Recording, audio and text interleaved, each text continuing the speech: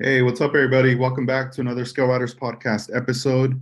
I'm your host, 65 Lokes. This is episode number 212. I am joined here by our guest, Patrick, all the way from Northern California, also known on Instagram as Supermodel Alley. What's up, man? How you doing? Hey, what's going on, dude? I'm doing pretty good. Dope, dope. No, I'm doing well too. Thank you. Thanks for joining us. We're here live. Man, this is crazy because I was thinking the other day, it's been some years since I've started the podcast, like back then, and then it hit me. I was like, dude, we haven't done an episode in all this time, and I was like, we got to do one. I saw you earlier this year out in Northern California, and I saw your builds and everything, and I was just like, oh man, like we got to do an episode, like for sure. And I there's just so much I want to ask you, bro. Like everything from like your history, with model building, because I love just hearing everyone's like story of how they got involved with it, like what keeps you going all this time. Yeah, yeah. And as far as for you, like when did scale modeling step into your life? Like when did you get started with that? Well, that was way back, but I want to start off by saying thank you. I appreciate you inviting me to your podcast, man. I really appreciate it. It was unexpected, and but yeah, seeing you at NNL, I've seen you a few times, but this last one, it felt like more of a connection. So, it was a really good time. Um, but going back to when I started modeling, oh man, before it was even Supermodel Alley. I mean, I was probably 13 years old. Um, we had just moved to a new state, new city, and I didn't have any friends or anything like that. So I remember my dad taking me to just trying to find something to do with me, and took me to a hobby store, and we just picked up a model. I think it was a Revell like 64 Fairlane, something like that, and that's kind of where it started for me at the very beginning. Nice. And like what age were you around that time? I had to have been 13, 12. I think I was 13. Um, I was at that. I mean, I grew up around cars too. My father, he grew up in LA. He was a hot rodder too. I've been around cars my entire life. I have a couple hot rods too. So, whenever it came to actually building something, I mean, I was young. It's not like I knew it all, but it kind of like it clicked really quickly. You know what I mean? So, at that age, building a model and learning just occupying your time and like something from the beginning to the end, like having a focus was pretty good at that age, I guess. Yeah, it's a trip how like these things what it teaches you, right? What's inside of a small box. Like Yeah, you open it up and at first you're like you see the body of the car and then all the small little parts. And I always appreciated the little breakdowns and the names of each little part. And then just that like imagery of all the pieces floating in the air and they're kind of coming together, like telling you this is like this part and this part go together here, you know? right. And just having that like engraved right in your head, like from each model build that you're gonna do. And at the end, just being so satisfied, like as a kid, like, dude, like Yeah. put this together. Well, I remember the funny part was when I first opened the box, I was actually surprised. Like it was all just like plastic. Because when you look at the box, I was like, oh, I'm gonna put this thing together. Like you look at the box art and you're like, oh, I want to build that. Then you open it and everything's one color. And I was just like, oh, I was a little surprised. But another cool part of it was while I was building it, since like I said, my dad grew up around cars, like he was actually able to tell me specifics about the car I was building. Like he looks at the model and can say what engine that was, and that's when that stuff I really started paying attention to stuff like that, which made it even more fun for me. Yeah, that's pretty dope. Yeah, it's a trip how we see the box art, and sometimes when we're new to like skill modeling, we assume, oh, maybe that's how the car comes. It comes painted Yeah, like that. You yeah, know, then we open, it's like, wait a minute, it's all styled like the same color of plastic. yeah. Like what the heck? Yeah, I remember like with a lot of the models I'd get, I'd be tripping out on the color styrene, right? It was always like that light grayish kind of almost like an ivory color. And then I Like an remember opaque color. purchasing they're like a what was it? Like the 1958 like AMT, and it was like in a baby blue plastic, and I was like, what the heck? And then later buying like a 1959 I think it was a monogram Impala, and that being like another different shade of blue. And I don't know, I was just like, but I remember, I don't know if it was maybe, an old kit, but the 58, that blue styrene seemed very brittle to me Okay. when I was like working it, like, or maybe it's because I was probably putting too much glue and it was probably Yeah. taking an It could effect have on just been it. our youth, like not knowing what we're doing. Yeah, yeah. But I don't know, like whenever I look at a 58 Impala, it takes me back. That's cool. Like I like the kit, the AMT kit, but it takes me back, and the tester's glue. Whenever I see a Yeah. bottle, I go, man, like, and then you open it up and you smell it and you go, man, it still smells the same from back then. Kind of like Yeah.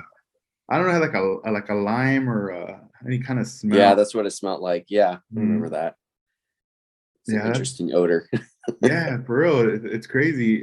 And when you were you know, young, getting all these model kits, was your dad also building with along with you, or was he just kind of checking up just to, see if you were so interested to keep doing it?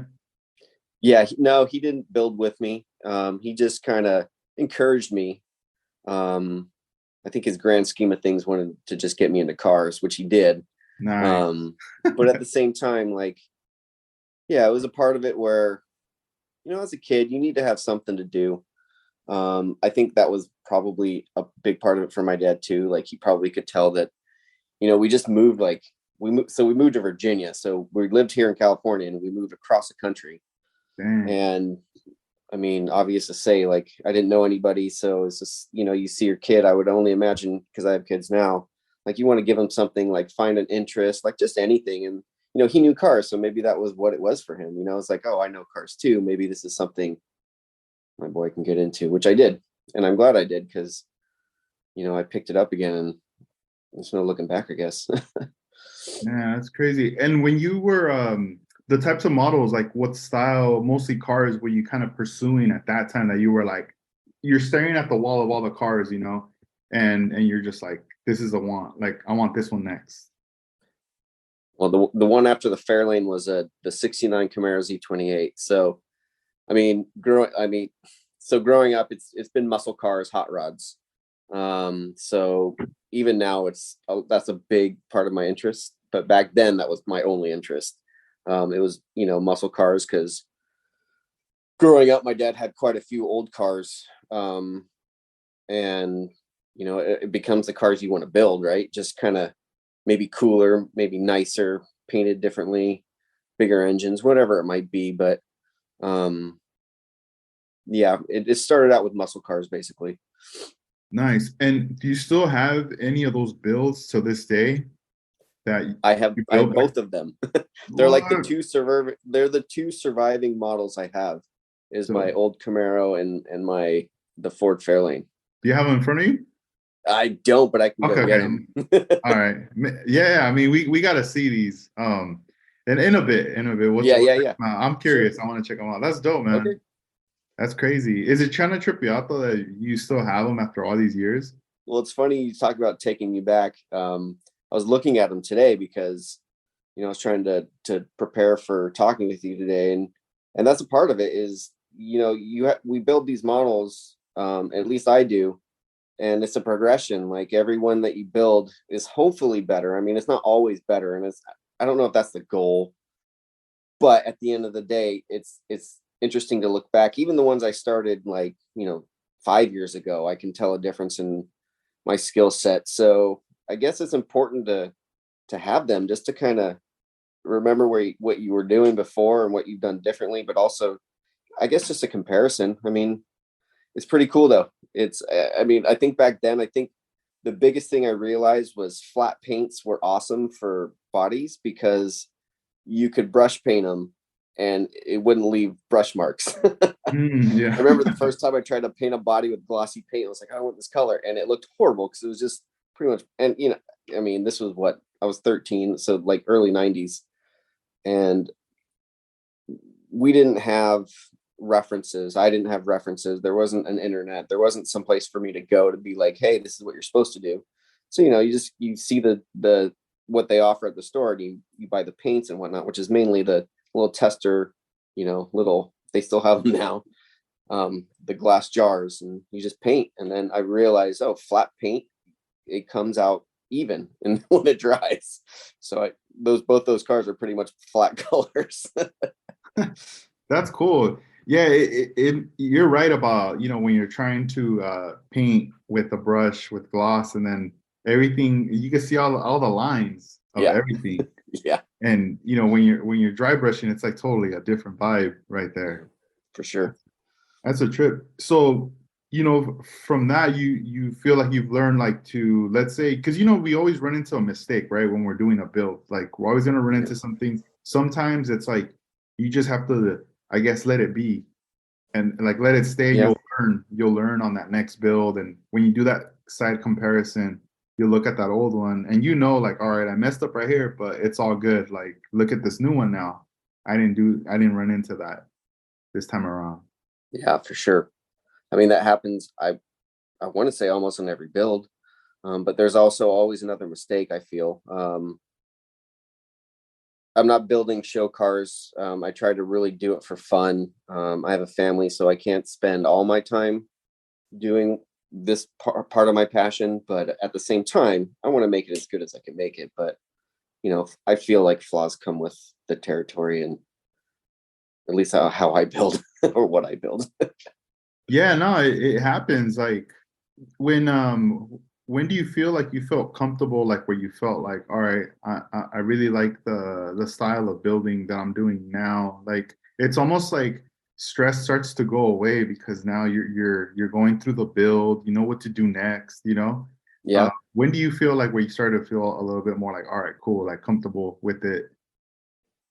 Oh man, it really it depends on the kit, to be honest. I found, I mean, when it comes to instructions, now it's more like a reference instead of a step by step, right? Like you kind of know how it's going to go and what order to do it for the most part. But um, I mean, I feel like I got comfortable like when I restarted again. So I after I was 13, 14, I probably quit when I was 15. And then I picked up again, I think in 2016. Um, and the first couple bills were rough. It is like riding a bike, but when you ride a bike, you rode it better than you did now if you quit for a while. So it takes a while to get back up to speed, even today. But getting comfortable with it now, it's just like I really I don't know, man. It's a good question, and I think I think the biggest thing I found is it depends on the kits because how they go together is important too. I've built some Hasegawa and Tamiya kits which are flawless. I usually have to read those instructions closer because they're very specific how to go together. But a lot of the American kits, well, they're not bad. Some of the older molds can be rough, and it can really derail your build if you're not careful when it comes to fit and finish. But overall, I'm pretty comfortable with everything I do and have a good idea. You have to have a good idea going into it, I guess. Yeah, and for you coming back into the hobby, after you took that break from when you were younger, what was it a trip for you when you started to come across like the online communities with model builders? Like, did you even think like, is there anybody still building models out there? Absolutely. Um, so when I started again, I think the first kit I got was the 69 Nova, the 350 kit, the one where you could build it stock or drag. And I think that was the first model. It was the first model when it came back, but I didn't want to build it like the box. Um, and that's when I found out that there was a lot of like other people doing this. Like there's an online community, there's aftermarket parts, there's a whole bunch of stuff that wasn't there before. I mean, maybe it was there, I just didn't know, but now is within arm's reach, if you will, because I was able to do some things to that model that I wouldn't have done, but I probably wouldn't have built it otherwise because I didn't want to build it like the drag and I didn't want to build it stock. I wanted to build it in between, and I was able to do that. But to answer your question, I think that's when I really realized how much was actually out there, and it was much smaller back then. Like that was only 2016. What was that? 7 years ago. it's grown so much since, and it makes it pretty exciting. Yeah, dude, it has. Because I still remember, like for myself, I want to say it was probably, I think it was like probably around the same time as you, like 2015, 2016, like getting back into model building, like stepping back into it. And, this time around being more like, all right, I'm gonna do my research, online. There has to be a lot of information about this by now, and just like trying to get, the tools and primers and all this stuff for this build. But then again, I started to think like, what are people using for chrome, right? To like for the trim. So then it was like bare metal foil. And I was like, all right, Yeah, cool. So I went to the hobby shop, got myself bare metal foil. And at the time, I thought, oh, this is like the latest and greatest technology thing, right?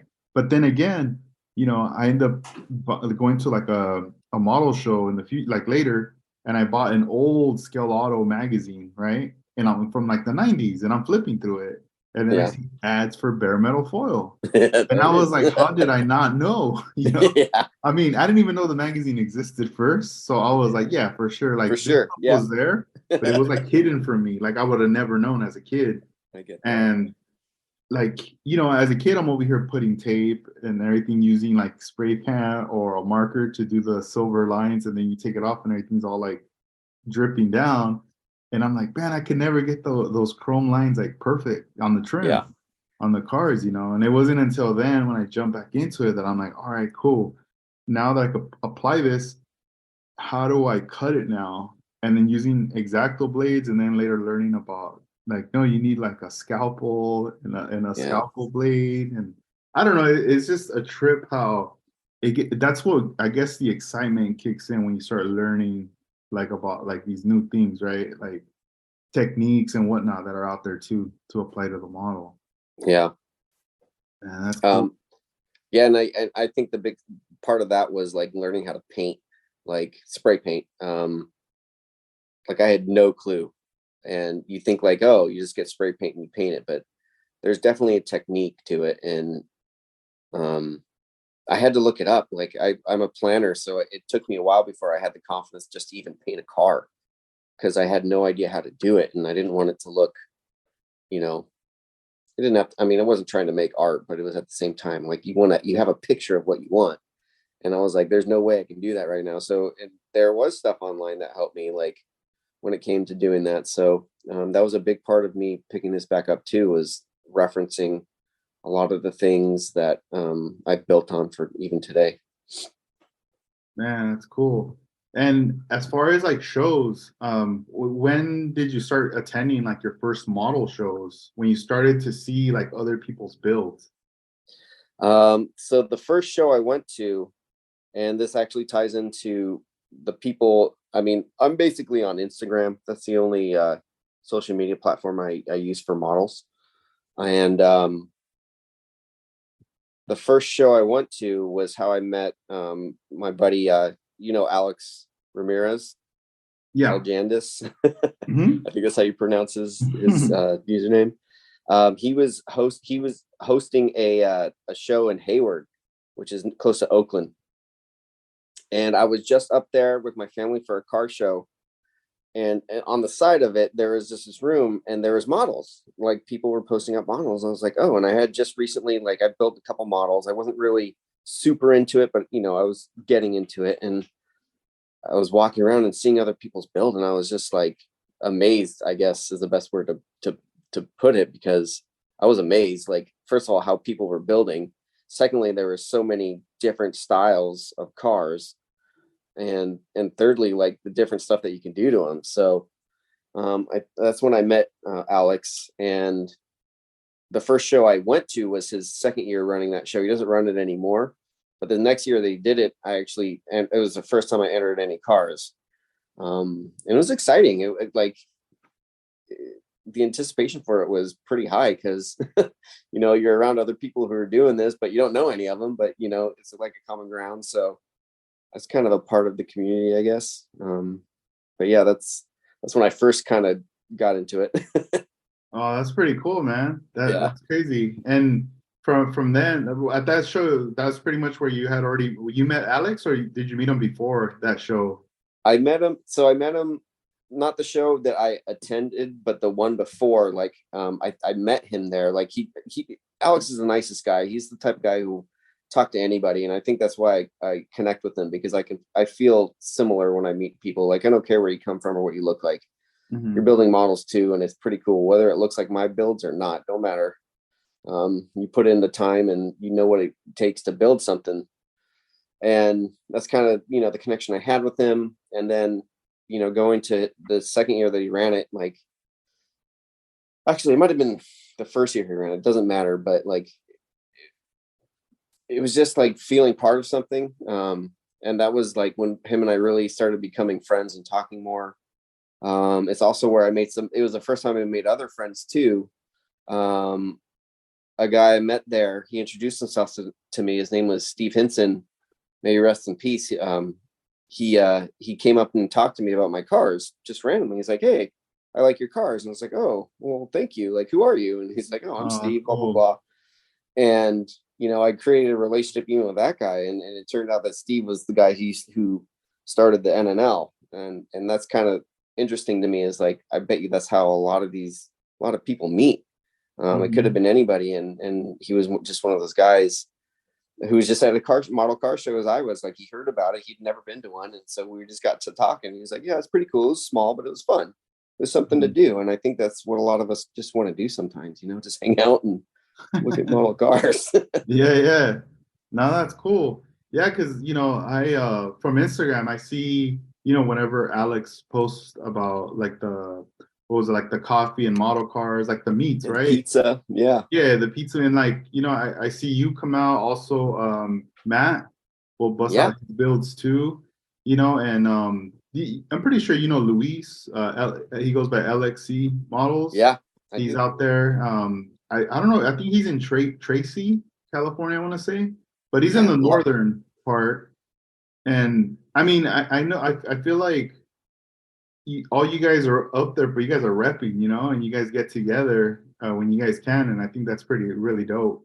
I put it this way, like, because I live in South San Jose, and I don't feel like there's anybody else out here but me. But then you talk to Alex, and like, he's the only one. He's up in Oakland, and there's, Hmm. I'm sure there's other people in Oakland, but you know what I mean. Like, there's not as many people. Like, but we all come together. Like, even our Yeah. friend, like Bradley Chun, like there's a bunch of us or who come from like San Leandro, and they're all like adjacent cities around here, but they're not really that close. So it's not like we Hmm. see each other every day or like even Yeah. that close. But whenever something like this, and that's what is great about Alex, is like he's able to get us together, because it's like, yeah, like, somebody's doing this, somebody's putting it together. I'm gonna go. No, You yeah, know? that's what's up because yeah, it is a drive and then there's a lot of traffic too and all Oh that, god, trying to get yeah, across. So it's always nice, it's like earlier when we were at the NNL, the before the NNL, the Alex is the Slice of the West night. And it wasn't like a whole lot of us, but it wasn't really about like how many people it was more like we got a chance to just like chop it up and look at the cars. yeah, you know I feel like the one that was like the first time he did it when it was before the pandemic, there was a lot of people. yeah. That table was like packed and it was kind of hard to get like shots. Like you could get shots of the whole table, but if you wanted to focus on a particular car, it was really hard to like get Yeah, that shot, those shots. But when I was there, just from observing, I could tell, like I could see like the camaraderie and the bond you guys all have. And it was just cool. Like, you guys probably don't see each other all the time, but when you guys do, it's like you guys just pick up where you left off last time you guys saw each other. yeah. It does feel like that. It's kind of like an old friend, if you will. Like, just pick up where you left off. And then you meet some people that I've never thought I'd meet before, whether it's through social media. Like, I met you through one of Alex's shindigs. I mean, you were at NNL also, but like, I think the camaraderie came more through Alex's hangout than any of us talking at NNL, or at least the intro to it. If you know what I mean. Yeah.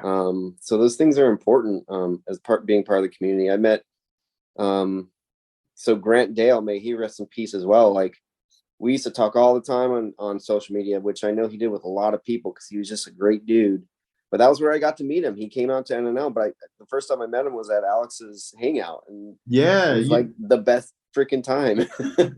that's dope. Yeah, I remember that was the first time I got to meet him in person. We had talked like for some, I don't know how many years, but we did talk for some years Yeah, on social media, through Instagram, and then we did a couple of episodes on the nice. podcast, and then it was one of those things where he would say, "All right, one of these days I'm gonna come out to California," and it was a trip because I remember one time he posted he bought some wheels or some parts from like Pegasus. Yeah, And I was like, "Well, you're out here," but I still lived far though. Like yeah, it's still Pegasus to me was like 2.5 hours, right? right. So, but he was like, he said something that he was like driving, like working in the area that he was able to like at least manage to like see that spot, hit it up, Yeah, and then go back to like work. And I was like, all right, crazy. that's dope. You Yeah, came in real quick, got what you wanted, bounce. And then he later was saying, I'm gonna be coming out to the NNL. And I was like, dope. And then that NNL happened to be when the first time when Alex that did the pizza party. yeah, So it all like it lined up, and a lot of people flew in from out of town too that came in, and it was just nice. And then that was the first time I got to in person I got to meet Grant. So that was yeah. cool. And I still have like photos and stuff from that day. I'll have to send some to you, Oh, yes, please. That because would be pretty there's awesome. like photos I didn't post, like, or just, I know I recorded some clips and stuff, but I know I took as many photos as I could of everything. But that night felt like it went by so fast, man. Yeah, it did. Like from getting that there that and that table was so full too, like what you're saying, like that first one before the pandemic, and even that NNL show. I think that was the biggest year they've ever had. It was just a lot of people came from all over, and that hangout was a part of it, though. Even though it was the pre-party, it was still important. yeah, I remember some people saying they had a lot of fun, like the night of the pre-party, the pizza party, and then the show, that they were kind of like saying like I hope they keep doing this because it does make that weekend fun, especially if you're coming from out of town, Yeah, you know, because before it's more like you get in there the Friday, Saturday's like the event, and then the event's done and you go home. yeah, But this time you get there a little bit early and you could hang out over here, with all the guys, see everything, see not everything, some of the stuff, and then at the NNL. How were you introduced to the NNL show? Like, when did you start attending that? well, so it actually goes back to when I met my friend Steve, at that first Hayward show, that Alex threw. And he was telling me about it. And again, like, I was oblivious. Like, I didn't realize that big shows like this were going on. I think I kind of knew, but I didn't realize they were in my area, like, like in San Jose, in Santa Clara. So it pretty much, it started out, I met Steve, and then he invited me to his group of friend hangout, with like Andy, um, and Roy, and I mean there's a couple of us, but it was more so, it didn't just start out with going to NNL. It actually started out with me going to a hangout, and like we go to our buddy's house and we build together for maybe an hour, maybe 2 hours. We didn't really get that much done, but it was more so we just sat around a table, kind of shot the shit, and got to know each other, I guess, but also, get a little bit of work done on your models and bounce ideas around. And I think that was like probably more important to me than looking back on it now than actually building, because we weren't building that much, but it was just like hanging out with other like-minded dudes, right? Yeah, no, yeah, that's cool. Yeah, um, and and then through that, sorry to interrupt you, but then through that, like, so Steve and Andy both ran, Andy Kellogg, they ran the NNL, and even when I was hanging out with them, I didn't even realize this. Like, it wasn't like I had motivation. I was just like, I'm just hanging, and hanging out with some dudes who, um, not to be rude, but were a little older than me, but they're like my dad's age, maybe a little younger, but I clicked with them. Like it kind of felt like I was talking to my dad a lot of the time, to be honest. Like they're also into cars, and they lived here in the Bay Area, so there's a lot of things we had in common. Um, and yeah, and it turned out to, they offered me if I wanted to volunteer, and I've been doing it for I think three of the shows now. Um, yeah, it's fun. That's cool. Yeah, because I remember, when I saw you the day of NNL in the early morning, I was there bringing in my stuff to set up, and you were already there, and I was like, "Yo, what's up?" And then you told me that you were there, that you were like helping out and stuff, and I was like, "Oh, damn, I didn't even know that you were like volunteering and all that." And as far as like a volunteer, what's something that we don't know that's like a behind the scenes kind of thing, that like responsibilities that you kind of have to make sure? Because I mean, it's a big show and there's like a lot of stuff. It's not just, hey, everybody walk in, Yeah, it's like there's a lot of things going on. it's a lot, man, and it starts months before the show even happens when it comes to setting up a location. Luckily, we've been able to keep the same spot for the last couple of years. But that's every year that's comes up as part of like figuring out the details of where it's going to be. The guys that put in the effort into like vendors, like again, that doesn't happen overnight. Like they've been, people have to sign up beforehand, but also you have to have the accommodations ready for them when they get there. So we get there early and there's people already there waiting to set up. um and then when you're there, like the actual setup is probably like for the models is probably the fastest part, to be honest. Because then it comes with every other part, like getting the box office, getting people ready to welcome the people coming in, keeping track of how many people are coming there, because data is important. And yeah, I mean, I guess the easiest part is just like getting the actual tables ready. There's so much more before those doors open, that and luckily these guys know what they're doing, so it's not stressful. It's a very fast moving environment, but it's not in the sense of like, oh, like things aren't ready. It's just like they've been doing it all like most of the year.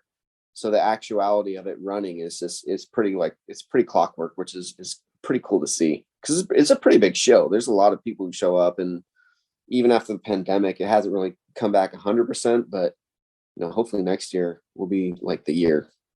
Yeah, I feel like it's like building up, like anything, like you have things that are so packed, and they not that they hit a peak, it's just at some point it's almost like a reset button, like a restart. All right, cool. And there's some people that still don't want to travel, or maybe they just didn't really plan or whatever. But Right.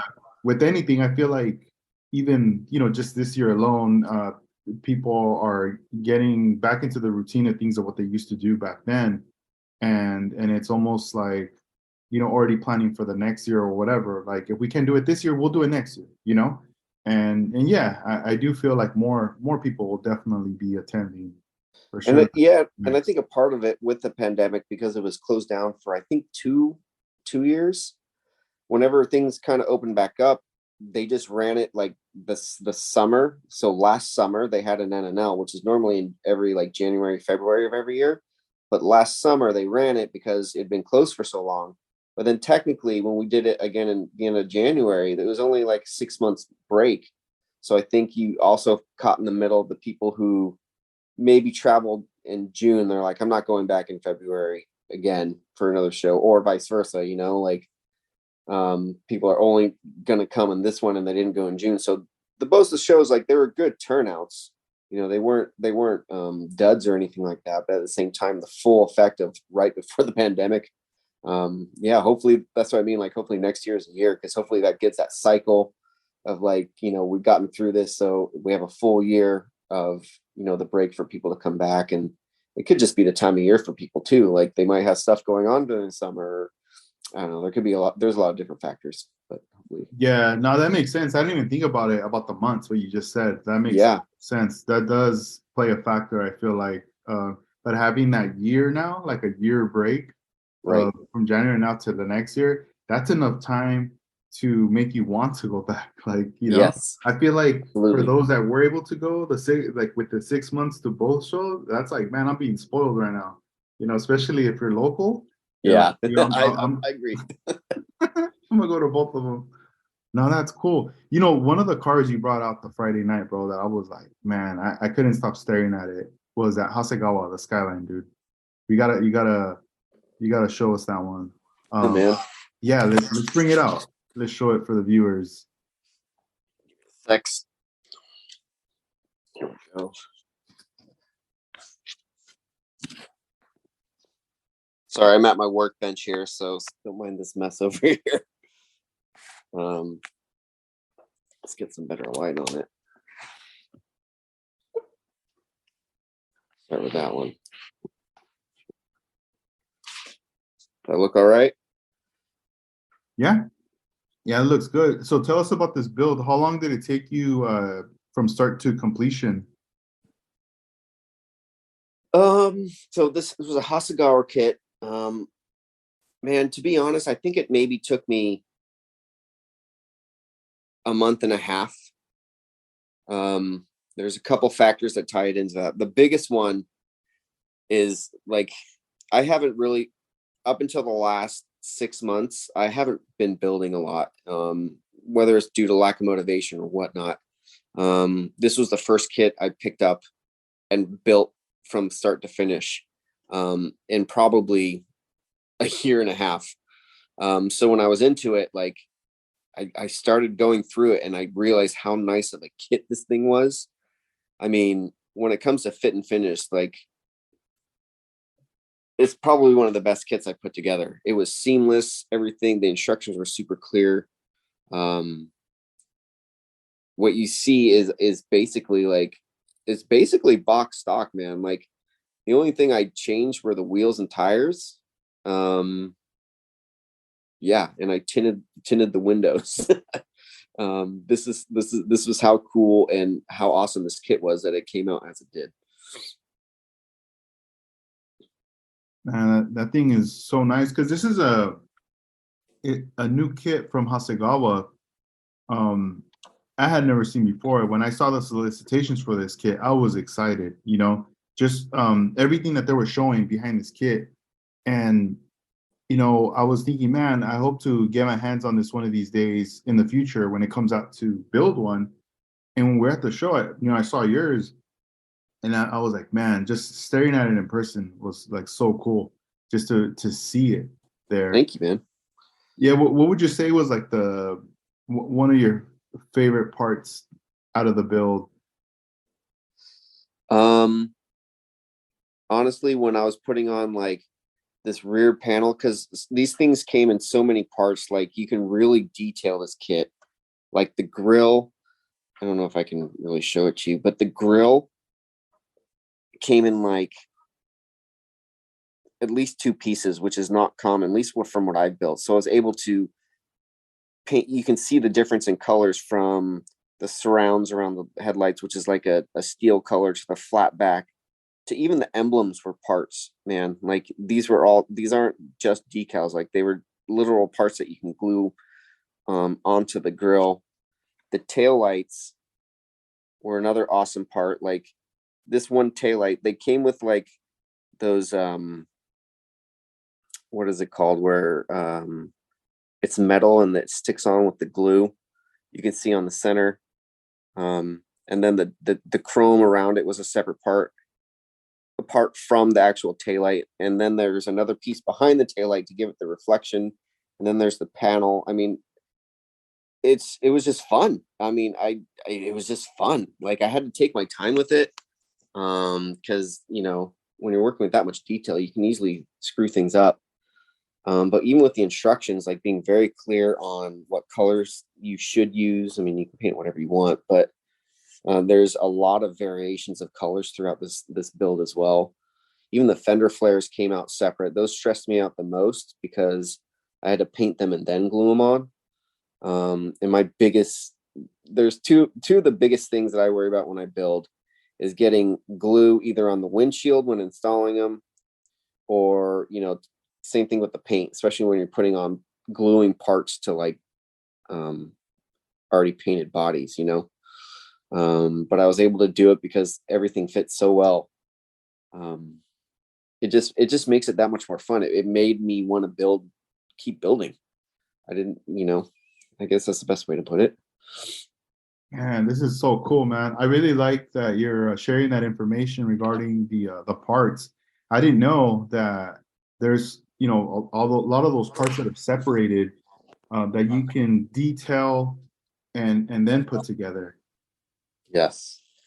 It's unfortunate. Like I tinted the glass because I wanted to give it a slight tuner look, and I apologize. The only other thing is I made a bigger exhaust tip instead of the dual. I shaved that little bottom of the panel at the bottom, and then but other than that, everything else is stock. But even looking at the bottom of this car, like this car doesn't have an engine, and this thing is better than most of my 125 scale fully detailed kits, man. I mean, look at this. And this is all just, a curbside kit, and it looks amazing and it looks real. And it even comes with like different ride heights, like with the suspension. You can build it stock, or I chose to use the lowered suspension, and I love that. I wish more kits did that.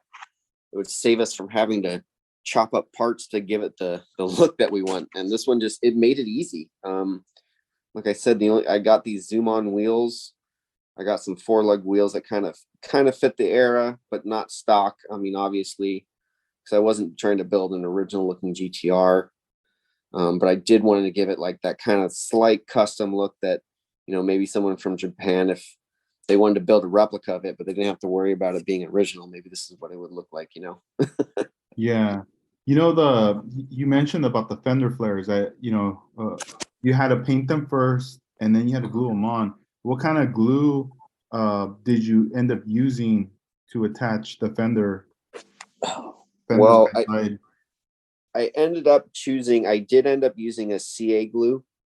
I usually use Bob Smith Industries, but in that one, like I have, we know how many glues we have. That I ended up using like an extra thin one, and I mean, it took me I think that day, that was the only thing I did that day was put on those fender flares, because I was like, I just took my time, because I basically taped on the fenders, and then I would have to, with a toothpick, go in underneath.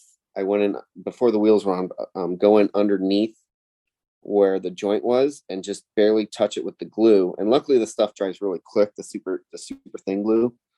And you got to use very, very, very, very little. Use less than you would think, because that glue, when it's so thin, it runs. It can run just like water almost and ruin your paint real quick.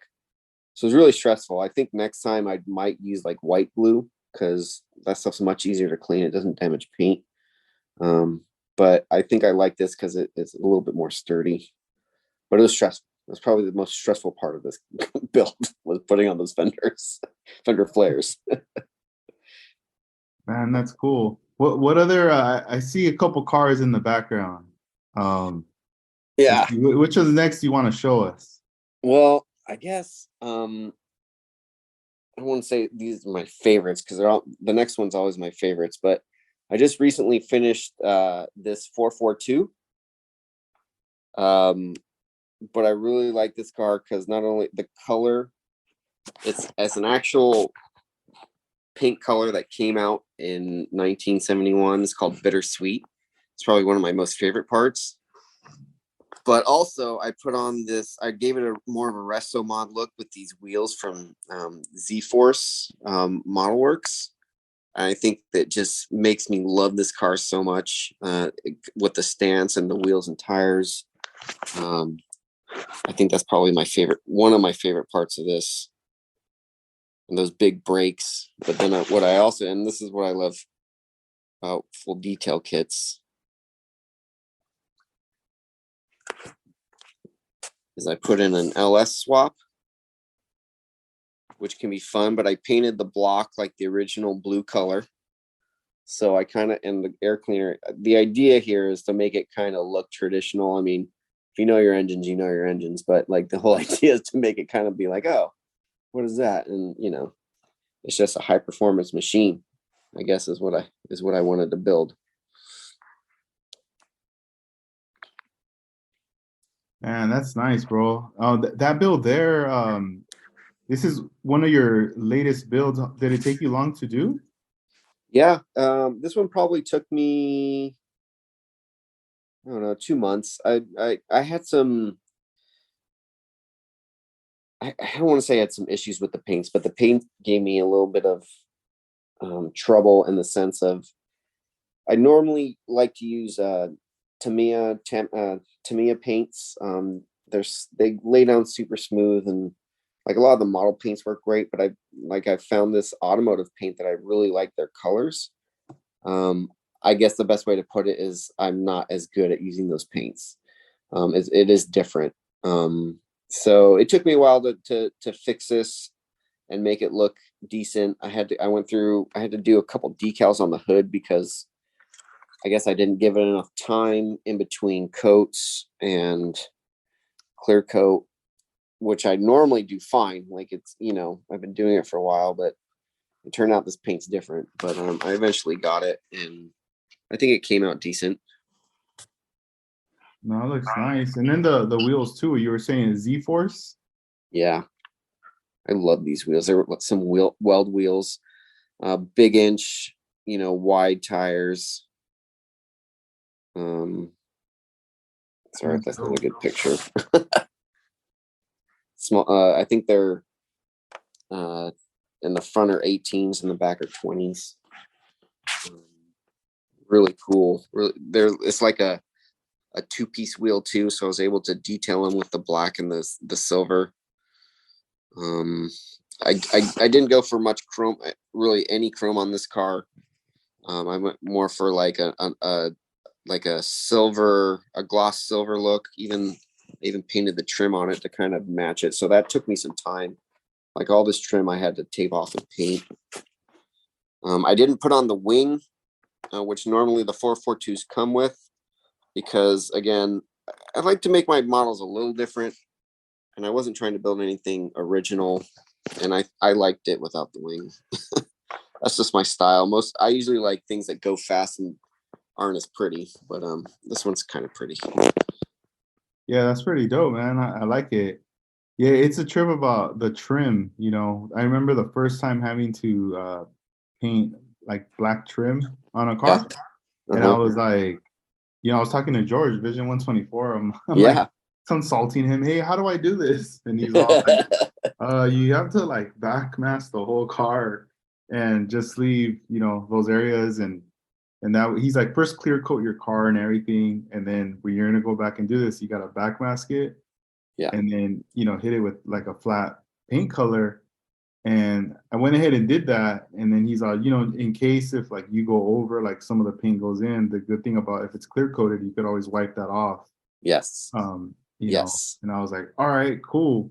So I ended up doing it, but it just tripped me out how much work it was about, trimming. But then again, when you go ahead and do it, all that backwash, it's like it's worth it at the end. Yeah, and I think that also ties into why this one took longer to build, is because when dealing with paint, man, you really have to let them fully cure. I mean, you should anyway. Sometimes you can get away with it if you go faster than you should, but I'm to the point now, like I let bodies gas out for at least a week because, I mean, even though they're hard and they seem dry, things could happen that are weird, and then you're just mad at yourself. I think the hardest part of the trim on this car was painting that trim. That's on the hood, the silver. I had to tape that off and paint it.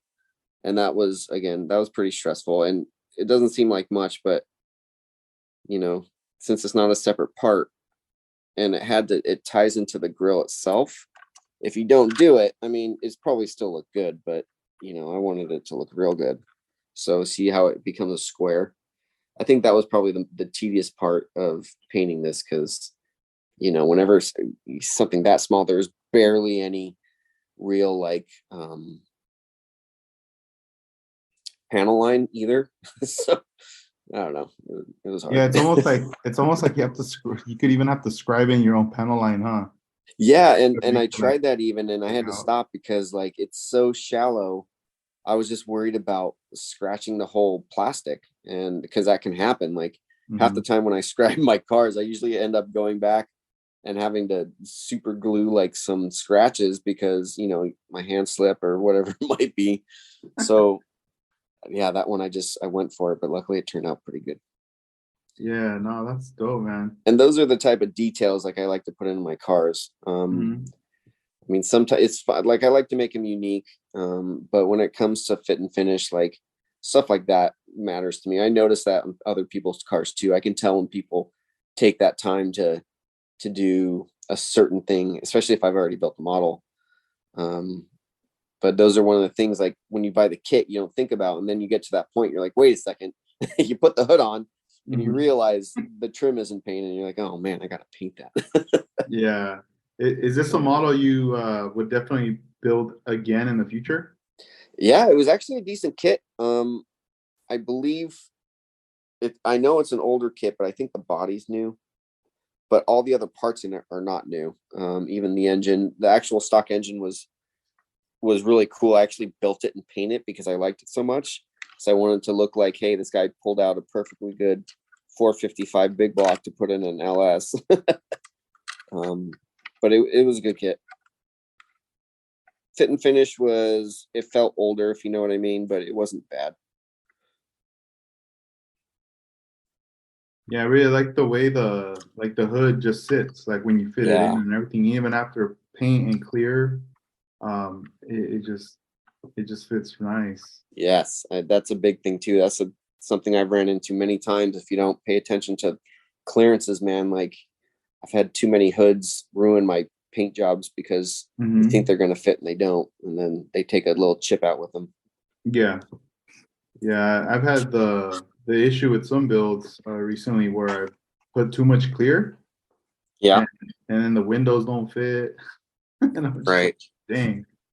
No, yeah, dude, and that's another thing about building. Like those are some of the things about sometimes the older kits are that way. It's like it can really bum you out, man. Like you put a lot of time into something, and then you realize that doesn't even fit. Like you got to test everything, but at the end of the day, sometimes you're like, that should fit. Like, come on. If I can show you this one, Edgar, this is my latest one. I haven't even posted Yeah, anything on it on let's check it social out. media. So in this case, this kit is a re-release. It's probably the third Camaro I built. But I saw similar cars. I don't really build replicas, but I take a lot of influences from cars I see. Um, and I like the Street Outlaws show. And they recently did a show with just small tire street cars. And one of the main guys, his name is Ryan Martin. He had a beautiful 69 Camaro. And I was like, I want to build one just like that. So I did. I mean, it's not the same, but um, there's not a lot of modifications, but I feel like there's enough that make it to me pretty cool. Again, this is one of those uh, original paint colors. It's called Olympic Gold. Um, I got this hood. I think I got it on eBay, but I think it's from that person. I think it's Black Boxy.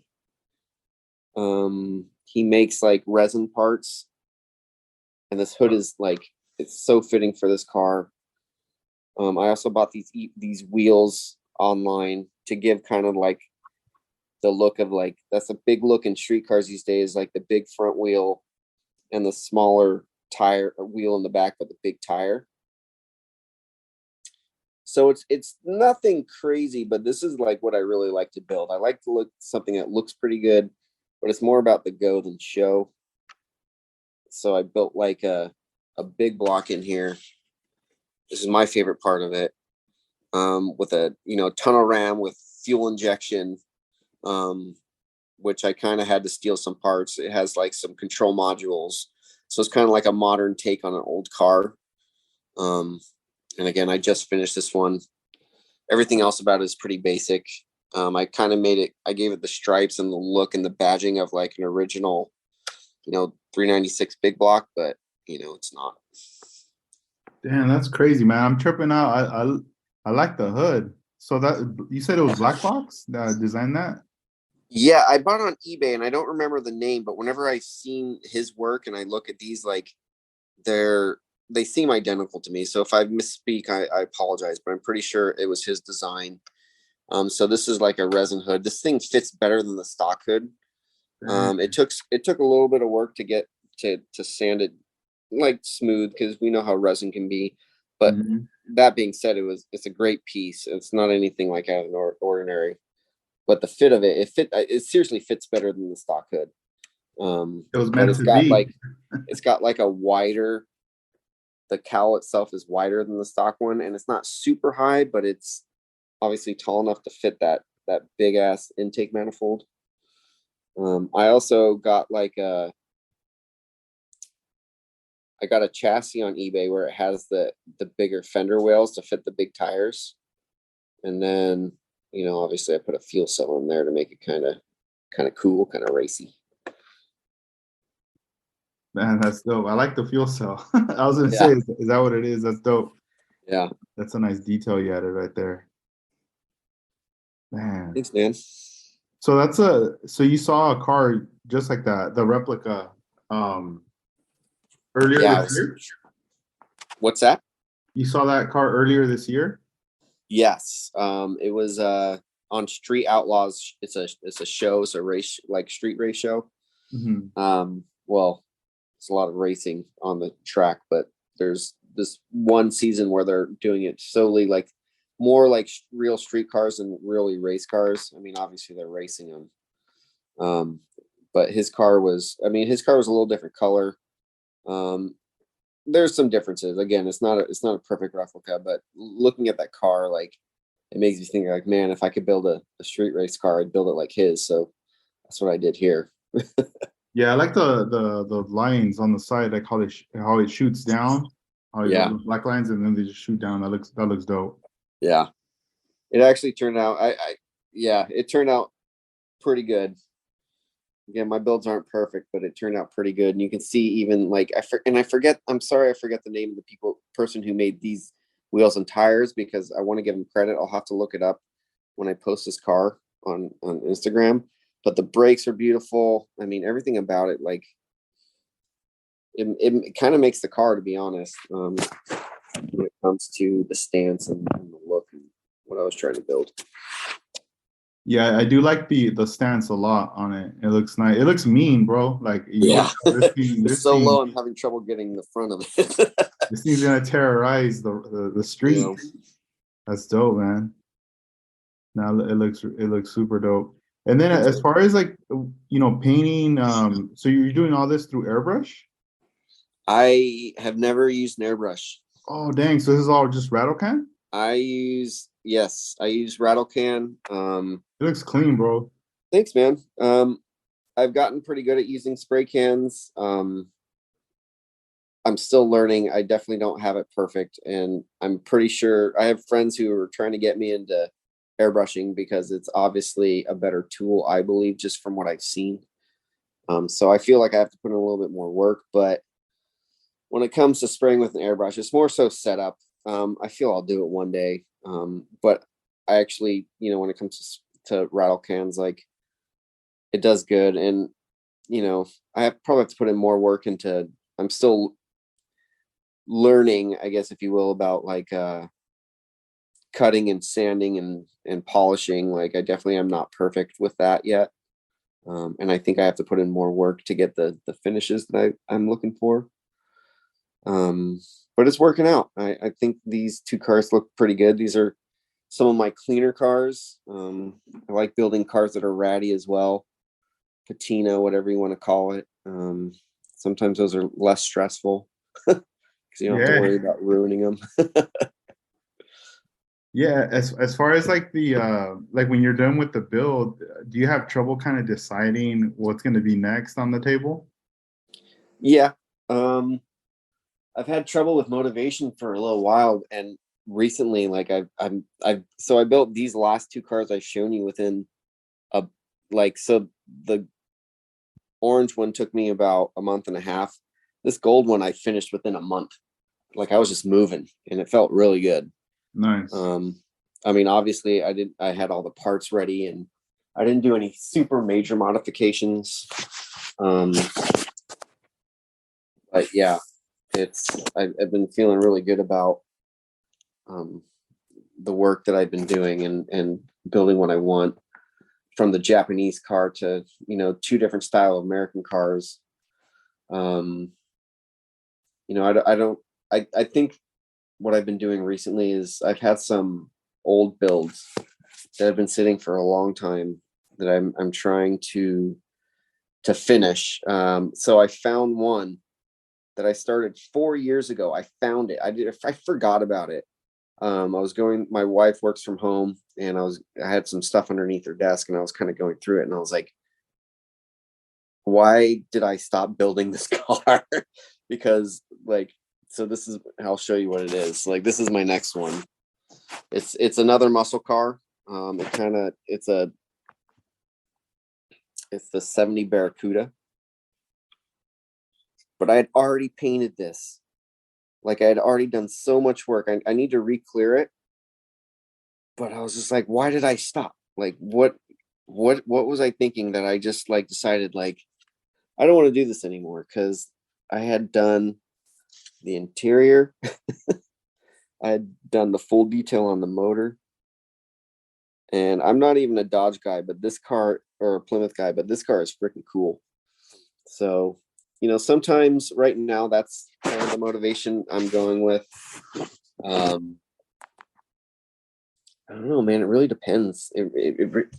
Like, a lot of time motivation comes from a magazine or a car show that I watch, or like this Hasegawa one that I built. The one that we featured is, like, I've always loved GTRs. And when this car came out, some of my problems with some of the Japanese kits is that didn't have a real suspension. The bodies look great, but sometimes I want a little bit more than that, like when it comes to underneath and the stance. And then Hasegawa came out with that kit, and everything just lined up. So I was like, I gotta buy that. And I did. And when I got here, I actually built it. And that's another thing. When kits come, you go through them, sometimes you don't build them right away. But that one I did, because it was such a nice kit, and it was a car that I've always loved. So I don't know, man. It it's usually something that I see, and then I was like, I've even put things down in the middle of building them when I see something else that I'm really motivated for, because I'm just like, I try not to do too much of not finishing builds, but at the same time, sometimes you got to follow motivation. I want to keep it going, and if I see something I really like, then I gotta keep with it. Yeah, that makes a lot of sense, man. I like how you said that. You do gotta chase the motivation, it's there. If it's on to the next, and it's on to the next, but you could at least always revisit that one, back later, that build. Yeah, And sometimes it could be too, you want to do something, but you might not be ready for it, where it pauses and you move on to something else. You got to learn those skills somewhere else and then come back. absolutely, absolutely, man. I could say the same about a lot of builds. Like, this happened more than once, where I have some kits, I have some resin kits, and I'm scared to build them. Like, some of them, not a lot of them, but some of them, when it comes to the rarity of a kit, I acknowledge it, but it usually doesn't stop me from building it. If I want to build something, I'll build it. I don't care. But there's some things that are when I build it, it needs to be right. And if I'm not ready for that, I don't want to ruin it. That's your one chance to do it. So yeah.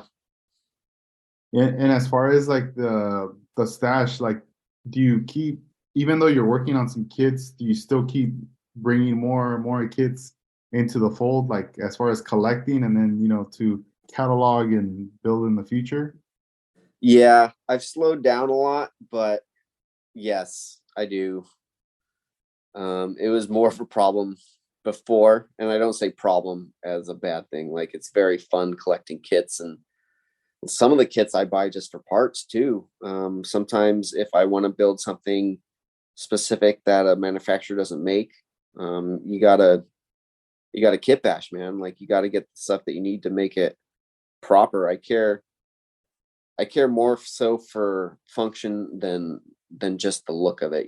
So that being said, is I built I built a 1969 Roadrunner and I built a 1969 Chevelle, and I built those both as the cars weren't meant to be, and they weren't crazy different. One of them was a Copo, the Chevelle was a Copo, but the kit didn't come that way. And there's some very specific stuff that makes you need to make it do that. Same with the Roadrunner. I want to make an A12, which were very specific original hot rods or muscle cars of the day, like the best of the best back in the day. And that's the kind of uniqueness I like out of my builds. I don't need to make them crazy. I don't know what the term is. I just like to make something unique enough that you might not even notice that what it is. A lot of people, unless you know cars, sometimes people don't realize what I've built. I don't know if that makes sense, but No, that's cool, man. It's like you're adding your flavor, your touch, you know? It's yeah, like if let's say, you know, you had a shop or someone hired you, like, you know, we have access to, we're gonna build this car, but how do you want it designed, you know? Like how do you want to do it? And you want to add your flair. If it was a one-on-one scale, you know, you would yeah, already know, like in the drawing board, like I already got the model right here. Like I already know, you know, when needs to be done. And they're like, cool, we're gonna do it. yeah. No, for sure, man. Like, and that's a big thing too, is like a lot of these, like you said, like I would drive all the cars I build. Like that's Hmm. how I would want them. Yeah, yeah. No, that's cool. Yeah, because Yeah. it's crazy. Like and now that you know, it's like I'm working on a EF9, right? That black one with Yeah. delivery that has like the scale riders thing on it, right? And going forward with this build, I'm looking at it more. I mean, I am inspired from like the Kanju, like the Japanese racers, but the Kanju Zoku. But I'm also like, all right, if I had this car in real life, how would I want to really present this? Like how would I really feel like happy, proud, or whatever, like a good feeling Yeah. driving this around, you know? The way it looks, what's inside of it, like what's, you know, all these details that I want to add to it. Right. And, you know, before it wasn't too much of that. It was more like, all right, I'm gonna do kind of like a fantasy build. I'm gonna add all these mods and all these things that like who knows, maybe they could do them in real life and maybe not. Yeah, But with this one, it's a little bit more like I want to do something like if in real life I could drive it around, for sure. you I know? I think if I can show you another model, Yeah, let's see it. Bust this out. is one I built a while ago. So it's a little older, but this is another Skyline that I built. This is probably like my favorite year Skyline.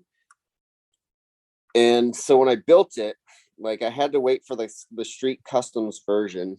Obviously, like I couldn't build it with there's two versions of this kit, but when I built it with a naturally aspirated RB26.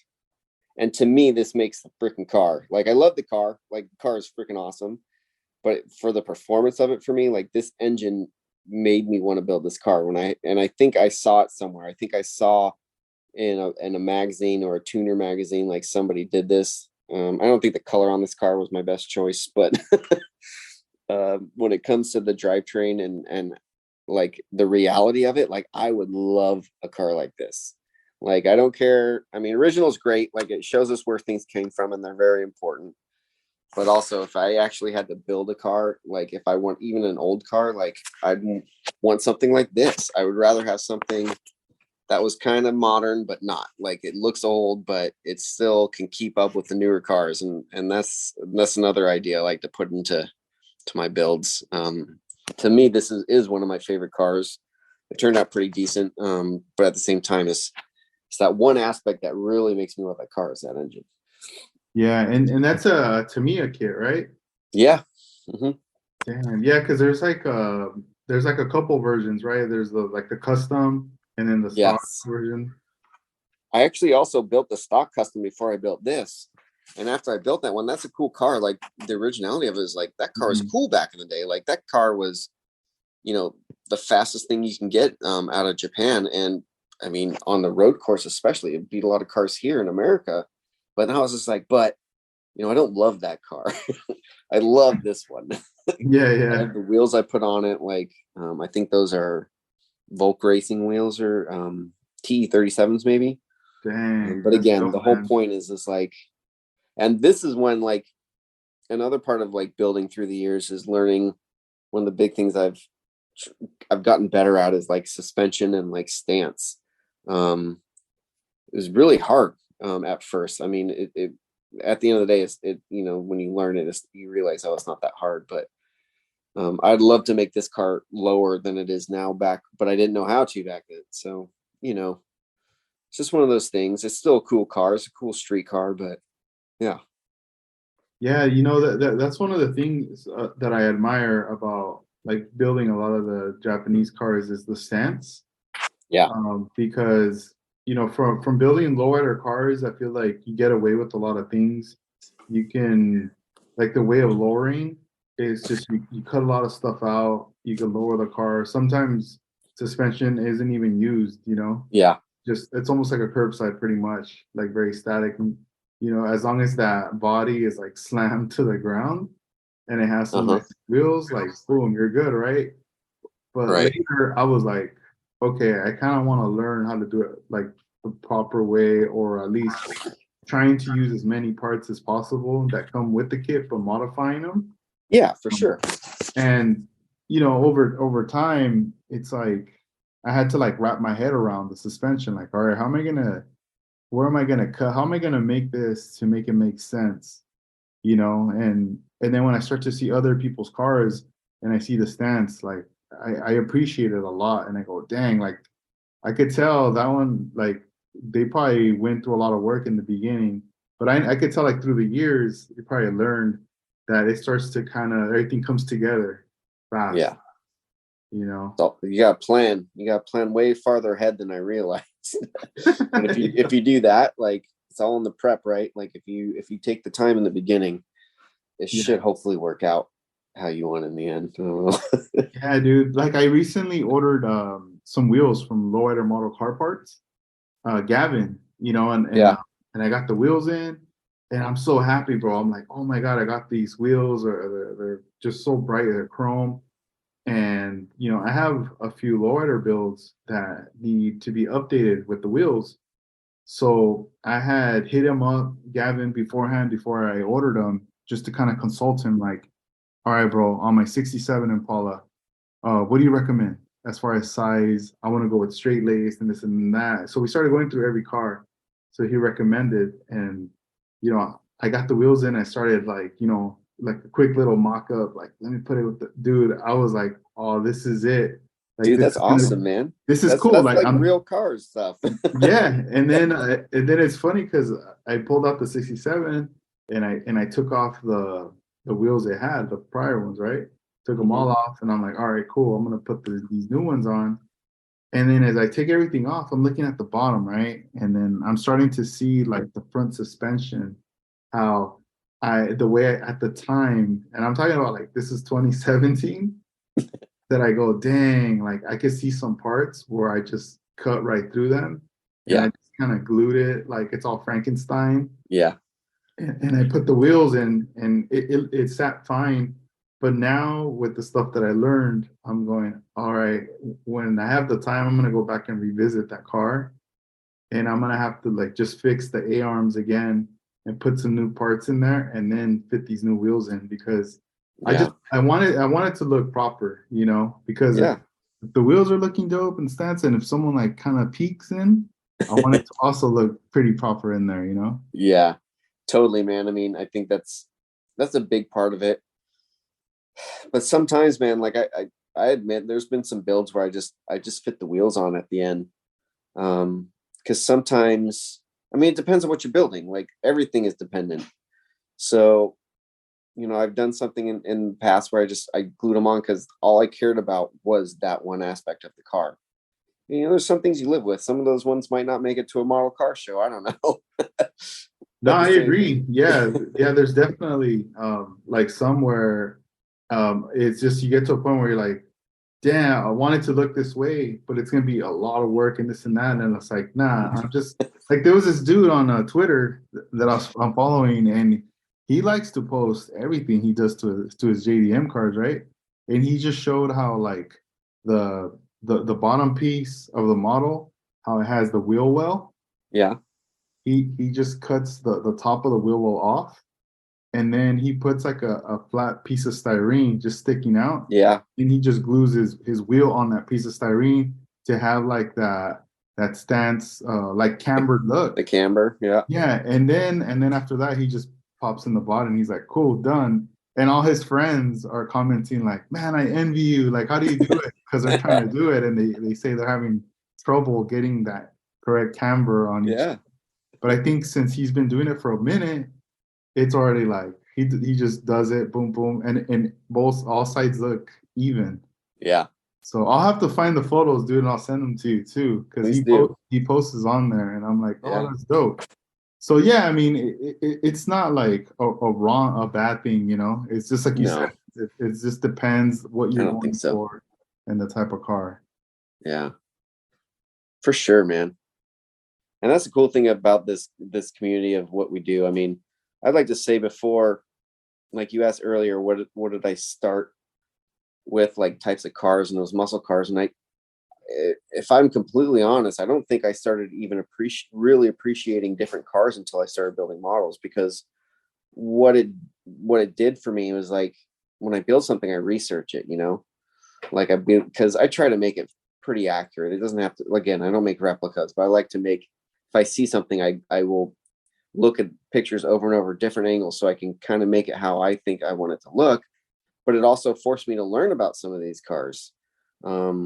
Like some of the Japanese cars, like the first one I built was like I'm in love with an AE86 from Initial D. Like I remember watching that cartoon and thinking like, this is not what I grew up watching, but like as you watch it, you're like, oh, that's freaking cool.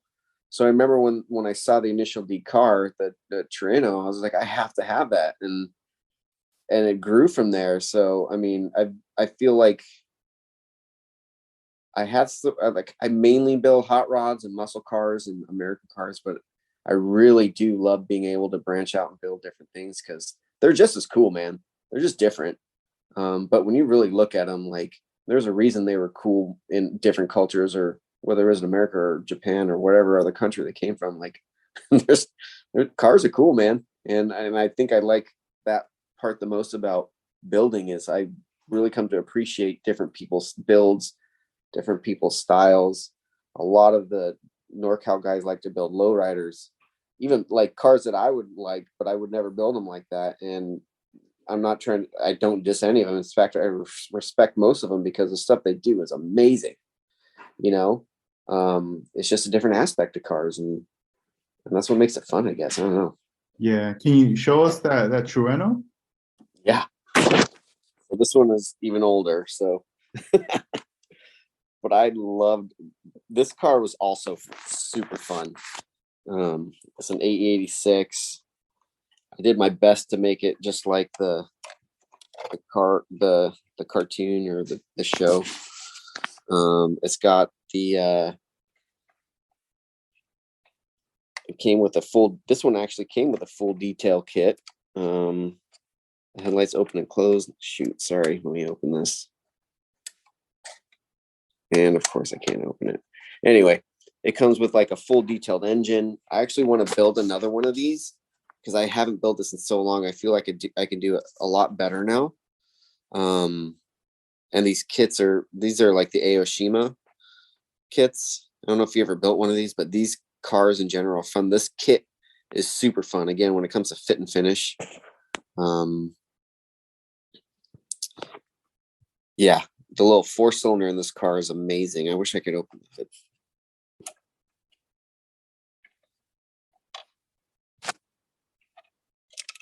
There. Like it's a full detail kit with an engine. Like it's a high performance engine. I remember building it, realizing like, oh, like that doesn't look like a stock. Like the options weren't just to build it stock. That looks like somebody souped it up or whatever. Yeah, it's dope. So that kit does come with that engine. It does. Some of them do. Some of them don't. You gotta really look at the instructions. I look at all the instructions for a lot of these Japanese cars are posted on this Japan link. Is it Japan link? Or is it the hobby search that shows you the Yes, Hobby instructions? Search. Yes. Yeah. Before I buy any Japanese cars, I look through all the cars, all the instructions. I want to make sure it's like what I want to build. And this was one of them. I was like, this has an engine. It's got a full suspension.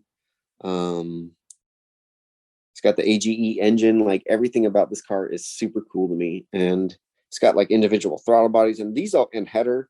And this all came in the kit. Like it wasn't even like I had the kit batch or like find or resin aftermarket stuff. Like I was like, okay, that's cool. So yeah, this is one of my favorites. That's why I brought it out. Everything about this car is cool to me. Yeah, that's a dope car, dude. That looks really cool. Thanks for sharing us with that. Because even I saw you fold the lights, the Yeah, headlights. yeah, That's pretty cool. yeah, man. It's a cool kit. Dang, that's really awesome. Before we forget too, if you have time, if you can get those two cars that we talked about, Yeah, those first ones, I want to be able to show those for the viewers.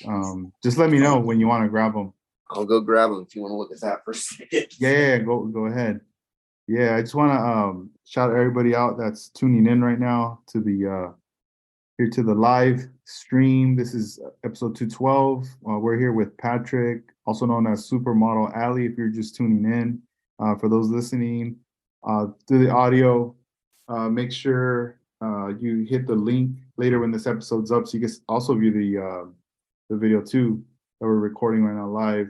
Patrick's just showing us, all the different styles of cars that he builds. And man, they're beautiful. It's all dope work, and I mean, I just get pumped every time I see these builds. I get pumped. I'm currently working on my Civic, but when I see stuff like this, it gets me a lot of motivation for my next projects. To just wrap them up. Dang, here we go. All right, I'm gonna All right, let you man. take it from here. So this is the 64 Fairlane.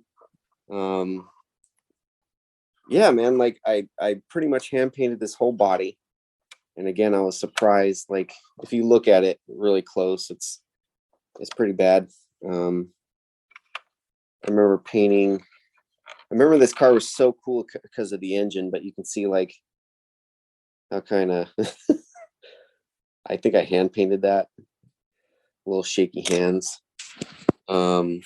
But yeah, the engine to me on this car was so cool. It's a really detailed kit. They still knock these out, I think, these days. I have another one I want to build. I feel like I can do it better. But you can see like the black part of the interior tub when it should probably be body color. I use very basic colors on this. You can kind of see, looks like there's probably some glue right under there on the engine. I don't know how good that is. You can see, but there's like really no detail on the chrome. But it was fun, man. Like I remember building this, and I remember when I was done, I was so excited. Because it was basically the first car that I finished. Very basic. Crazy. And you said you were what, 13 or 15 when you did this? Probably 13, I think. And here is like I think the second one, maybe the third model was this Camaro. Again, the paint is not very good. You look at it, I mean, it's a complete model. It's not horrible, I guess, when you look at it, but like I didn't do any of the window trims. I didn't know that, like it was kind of like you don't really know back then. You can see like this is my biggest thing, glue on the window. Oh, I hate when I build like that. I still do that sometimes and you gotta sand it. But yeah, these are two of the first ones, and at least the only two that I still have from my original builds. I remember I was really into it when I built these cars. I was really happy with these. Those are cool. Would you ever, in the future, consider like getting those models again to do a new take on them? I mean, meaning same color, try to like let's say do the same color, but it's just all the skills you've learned and all your methods of painting and detail, and then just having them like a side by side in the future. Like that's actually a pretty interesting question. I would think yes. The answer is yes. I would consider doing that. I think my initial reaction would want to build it better and different, just to have it different in my collection. Like you could see if you look at these two. Sorry, let me flip it back. I mean, if you really look at these two, like these are basically the same kits, but if you look at them closely, you can tell which one is a better quality, if you will. But it would be kind of cool to build like another Z28 with same stripes, the same engine, or even the Fairlane. I have both. I have both of those models in my stash, so I could potentially do that. No, yeah, I mean, just like a thought, for Yeah, future. it'd be interesting to see. It'd be kind of cool. Yeah, because you could say like, yo, I built this one at this age, and now I built this one at this age, Yeah, I built it 30 years later. Hell yeah, that's cool, man. I always wonder, like with like everyone, like all of us that build model cars, right? Like as we get older and we have all these cars that we're holding on to, I know there's some people that sell their cars or they give a car to a friend, but like, do you ever wonder, like, you know, when we get really old or we're not here no more, like, are we gonna have the chance to at least maybe give a model to like a family member and be like, look, remember me with this car? Every time you look at that car, remember that I Yeah, did it. I don't know. Do you ever think about I that? I hope so. Like that would be You know? like that's a good thought. Like that, if I could see past being dead, I think that would make me happy because these models make me happy. I mean, I hope my kids don't just throw it all away whenever I know, right? it's Dang. like, Like, but you don't know. I mean, we don't know what our kids are going to want and however long that is. Um, or my wife for that matter, she might want to get rid of it, like make some room. It's funny because like I'm getting to the point where I don't have a lot more room to store models, but I'm still building them right now. mm, And I've I've thought about giving some away, or I mean, I'm not going to throw them away, but I don't know what to do with them at this point. But I just I don't want to stop building. It's something it's a good thing for me to do as a hobby, but it also, I don't want to say it keeps me out of trouble, but it keeps me busy and it keeps me from, you know, I guess going out and doing other things. If that yeah. makes And sense. as far as like your time, dude, when it comes down to building, like, are you building at night, early mornings? What's like the time when you're by yourself in the zone and you're like, I got at least an hour or a few hours to work on something? Most of the time, I work best in the morning. When it comes to the afternoon, I always get distracted. I might get just a little tired. It's just like I said, motivation. Like at the end of the day, I just be like, I'd rather do something else or hang out with my kids.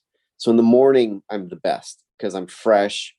I have my cup of tea or whatever, and I'm like, and if I have that time, obviously, like it doesn't always happen that way, but that's when I like to build. But also when I get closer done with a project, like I find myself putting more and more time into it because, when you see the finish line, you just want to get it done. And usually I finish a model in the evening times because I don't know, it just happens to be that way. It's like you don't want to wait till the next day to do these last two parts or decals. And you just stay up and you're just like, I'm just gonna do it.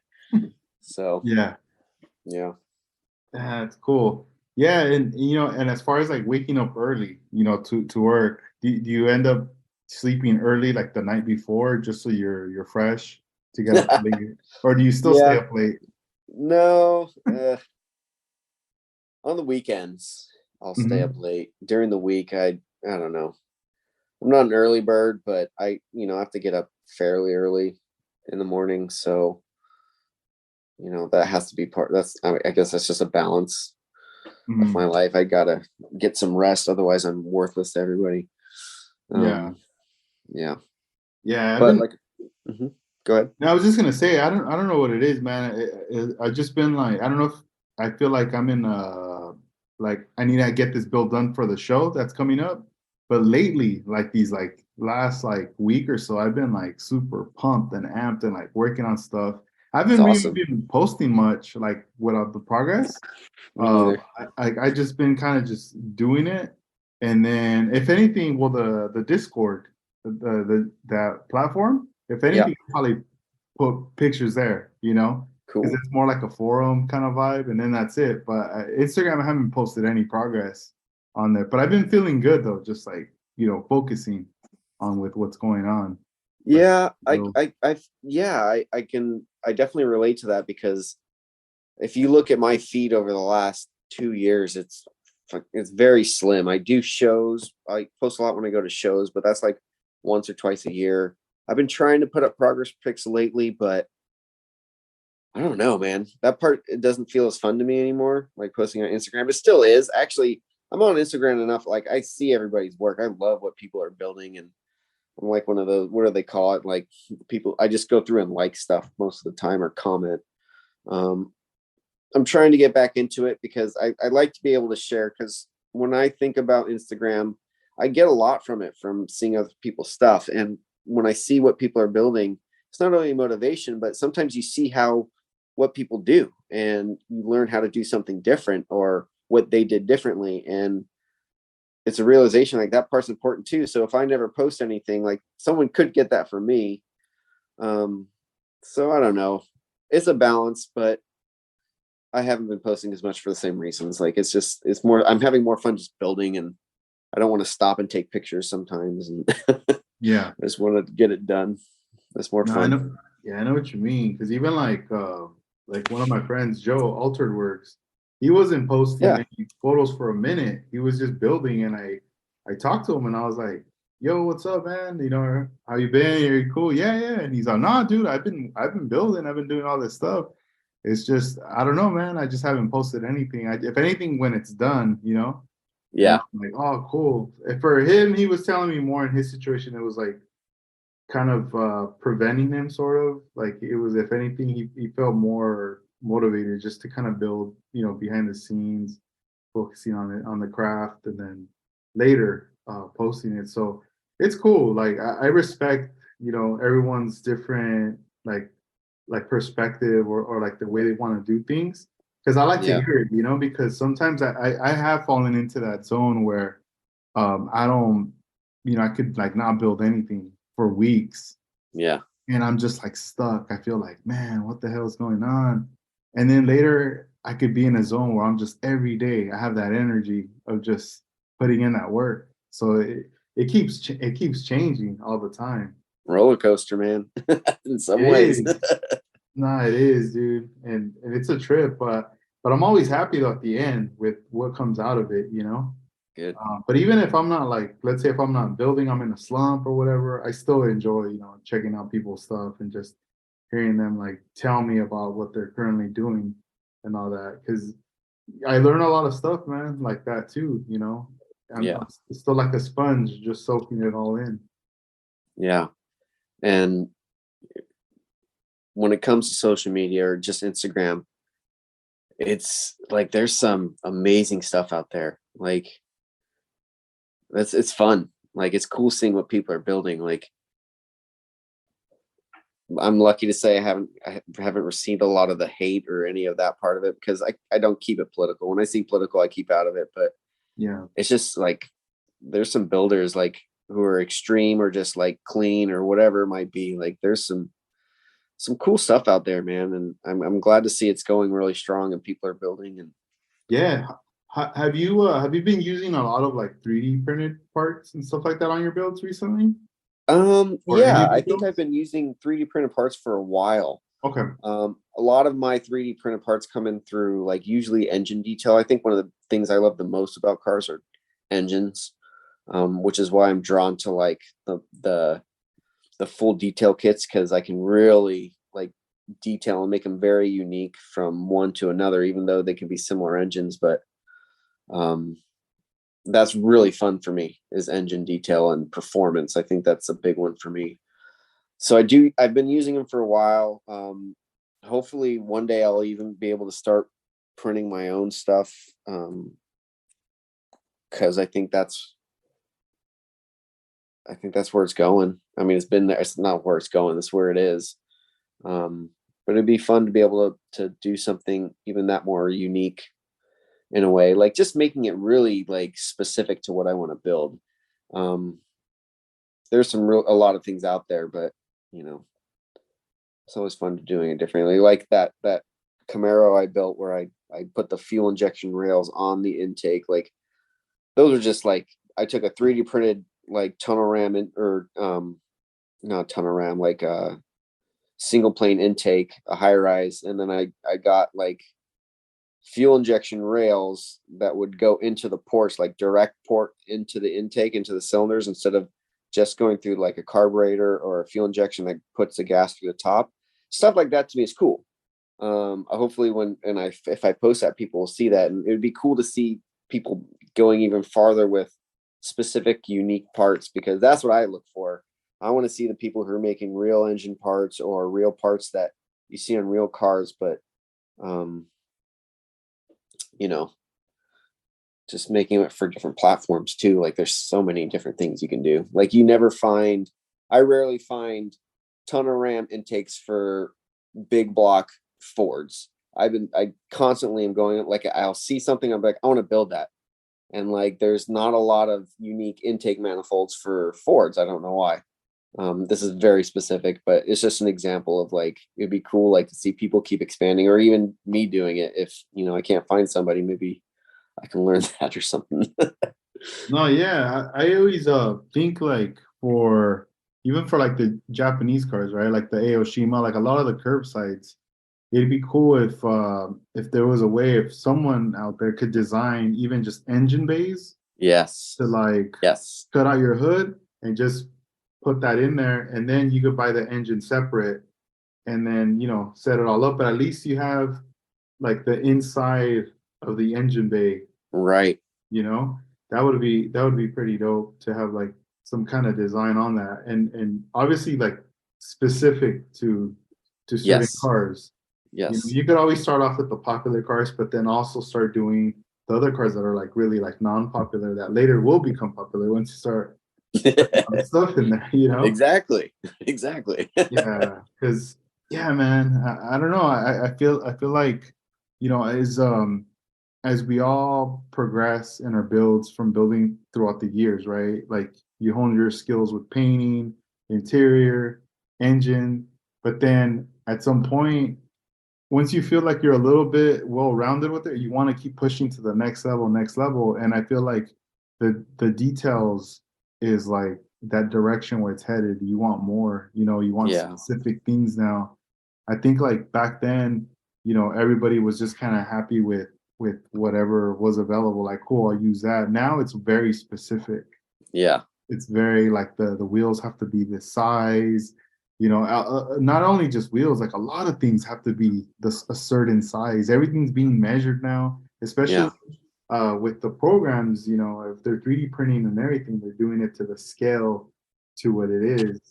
And because you always hear these stories where you go, oh man, they made this model, it's super cool, or they made this, but it's not to the scale. Yeah. And it's like, It what the heck? Well, when it comes to wheels, so when it comes to like muscle cars and like, you know, regular 15-inch wheels with big tires, that's been around for a while. Like that's usually you can find what you're looking for. But like the Z-Force wheels, like there's a lot of people making wheels now. And I remember before I purchased a lot of resin stuff. I have a stash of that set aside for my model kits. Sure you do too, as most of us do. But I remember when I used to buy the wheels and I'd put them on the cars, they'd just be like, oh, like these are totally the wrong, like you're saying, like these are either way too small or the tires are too skinny, like the sidewall's too skinny, or just something about it that didn't fit the car. But the lot, like for example, the 442 with those wheels, like I always in the crest of my head, like, is it gonna fit? And it's getting better. Like the last couple sets of wheels I bought, I put them on, whether it's 125 or 124, like they're fitting and they look right. And I'm just like, yes, like that's awesome, because like it's important. I don't know, like it was such a downer when you buy these awesome set of wheels and you have this picture and you put them up and you're like, oh, that doesn't look right. Like I don't want to build that anymore. No, So I yeah. don't know. Yeah, But it, it goes down to them being very specific with the sizes and like what you're talking about. Like it plays into making it better for the rest of us because those people putting in that time is making it making these models, at least for me, work. And mhm. yeah, Nah, it's so true, man, because everything's just like getting specific, but also the like 3D printed, right? I feel like anything that was 3D printed like 2 years ago, and then like you could print the same thing now, it's gonna be a big difference, yeah, and who knows, another year from now or 2 years from now, if you reprint an old file or something and you revamp it or whatever in the system and then you print it and you could have, I don't know, let's say you have a 12K printer or whatever, like the next level of printer, that thing could probably even be more crisp now that you don't even have to yeah, sand it that much. right. It's just a light sand and primer and you're off to the races, Clean it up. Yeah, you know? that's where it's going, and that's what's everything's becoming more accessible. Like you can buy printers now. I mean, a lot of the industry I've noticed too is like where you used to have to buy them. Now people are just selling files, where because a lot Mhm. of people just have printers now because they're becoming more affordable, but they're still good. Good. The quality is up there where you can just do it from home. You don't have to be a freaking CAD developer in order to print some cool stuff now. Yeah, I wonder if people are gonna start what's the name of that site, like people where people ask questions to like AI and it comes up with the answers, if they're gonna be like, can you design me this engine for this skyline? Alexa. Yeah, and then it's just gonna like it's gonna bust out right there. Yeah, Here one you day, go, man. put this file into your thing and print it, boom, and you don't even have Yeah, to do nothing. right. I don't know, I don't know if it's gonna get to that, but Well, you never know. I mean, things are just getting obviously easier with that, yeah, with the stuff. But it is exciting times though, It's not too late.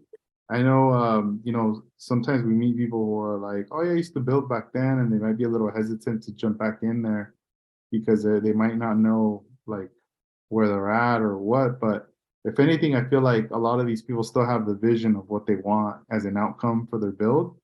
So it doesn't even matter. You could just jump in and yeah, you'll get that true. bill out of your mind, but have it in physical form. Yeah, it's true. So have you thought about coming out to Southern California for any shows? Like if not this year, for like in the future, like next year or something? Yes, I'd like to. I'm really bummed. I wanted to go to GSL. It's the last one in Utah this year. I have a friend, Ace Ryder, who lives out there. I've never met him. Just kind of like we're both friends with Grant, and it's just I can't go, and I'm bummed. But yes, I think every year I tell myself I want to go at least to one more show. Like, and it's hard. Like with COVID, things change. But we're getting back to normal. So yeah, I'd like to be able to go somewhere. Like you come up here, I'd like to go down there just to meet some new people and I don't know, different style of builds too. Like it'd be interesting. It might be motivating to be honest. There's some some cool stuff, Yeah, dude. I different mean, I places. hope in the future you could come out here. It'd be awesome for you to be out here and then introduce you to other modelers as well. Because there Yeah, are some that haven't gone up north either that are just kind of stay local. yeah, But I think it'd be cool.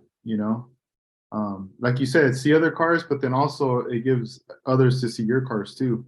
right, They're on the tables, so right. that'd be pretty cool. Yeah, that same weekend that the GSL is happening, we're having a show out here, the SoCal Open. Oh yes, But next month. it's only one day. It's like June 7th. Okay, But cool. it's that same weekend with the GSL. So I'll be out here, there vending and like just chilling. But at the other one, I wish I could have been able to go too. Yeah, Um, that would have been cool, but it's just the way that lined up. I was like, dang. And then they keep saying it's the last one. yeah. Well, a lot of things played into that decision. Mainly, by the time I was just like, okay, I want to go. Like everybody's like, oh, like there's no more hotels and stuff like that. And I was like, oh, Oh, I didn't what? think about that. Like, Yeah, shoot. And then it just Dang. gets to the point where you just, I don't know. I remember my buddy Ace reminded me last week, and I was like, oh, it's like, what weekend is that? And he's like, it's in like 2 weeks. I was like, I'm not going, buddy. I'm sorry. Yeah, it's which like is a before bummer. Mother's Day. And all Yeah, that that too, right? so yeah, that's crazy, man. Yeah, I mean, who knows, man? I wish they wouldn't have said it's the last one, you know. It would have been I cool. kind of hope maybe like I believe on this the last one. I realize even the NNL guys I volunteer with, like we're all the same, but it's different. Like they're getting older and they want to pass the torch. So when I hear about GSL, I just think it's a bunch of guys who are like, I'm probably tired of doing it. It's not worth it, whatever the reasons are. And I'm not trying to be negative, but hopefully what will happen is maybe one day it'll revamp it to something else. Like it might be the same people, it might be the same type of show, but just different, you know. And I hope something like that comes out. It's hard to obviously predict that, but you know, there's still a lot of people who want to keep doing what we're doing. So I don't know. It's going to be up to us to keep it going, and that's a part of it. Is these other guys like, you know, don't want to run these shows anymore? Like, I don't know. Yeah, that makes a lot of sense what you said about passing the torch. I feel like a lot of the times that's what it is. It's like you want to pass the torch to the younger community that's coming up, but sometimes there is no one, or the younger community doesn't want to take it over, you know. Yeah, It might be for too sure. much, or maybe they're just not interested at all. And it's hard, you know, and it's almost the same as like running a business. You know, you have businesses that will have like a celebration like our 25th anniversary, 30-year anniversary, and you feel, man, that's a good run right there, 25, 30 years. But Yeah, when you look at those numbers with those businesses, you got to think, all right, I think the owner's hitting it's like his time to retire. yeah, He's been doing that for a minute, and if it's a family business, maybe they're hoping like, you know, a son or someone will take over, a daughter will take over the we'll business. step up or something. Yeah, Yeah, and sometimes it works, sometimes it doesn't, you know. for And sure. then when the owner's like, you know what, like it's done, I'm retiring. So then the business closes and everyone's all sad and bummed out. Why are you going out of business? And it's like, we're not Yeah, going under. It's just, you know, I need to retire. yeah, I'm not a machine. You yeah, know? And yeah, I don't know. It could be situations like that, or situations where, you know, you're just like, dude, we've been doing this for so long. Now I need a rest. Like, because of the stress, and just, I don't know, it could be a lot, you know. yeah. um It is, man. And again, it's like it's where we commune. It's like these are places where we don't just meet people, but we become friends and stuff. And with yeah. that stuff gone, again, I don't want to be a downer. Like it's going to be hard to imagine. Like, I mean, like we have social media, but you know, Mhm. meeting in person is different. And Yeah, no, it is. I just hope that for those that are going to go to it, to just like try to document as much as you can, whether it's video, photos yeah, of the show, of the cars, but also like, even if you got photos of like the people who run it, because I don't know, you know, I haven't met anybody who runs that particular show. I wish I could, but it'd be kind of nice to see like, because I know a lot of people like to be behind the scenes, low key, but it'd be kind of cool to like, you know, like show people like, hey, this person is one of the ones responsible for hosting this. yeah, So that'd be pretty dope. yeah. I guess we got to do our part on some level, right? Yeah, yeah, that'd be cool. Like Yeah, something just to like put it out there, you know, yeah, let people know like, yo, this is it. This existed. This happened. I was there, or you know. yeah. Nah, that's cool, man. And any other build you want to show us before we wrap up this episode? Oh man, I Yeah, brought out a few. I guess I can give you yeah, let's see them. Bust them a, out. a general overview. Oh, so these are the ones I brought out. So when it comes to my builds, I like to do everything from patina to clean. Like my last two are, I tried to build them pretty clean. Um, Some of them are pretty modified, some of them aren't. But most of them are pretty, I think unique in general. You can see some of these trucks. This Bronco I did, these are all like resin suspensions and wheels.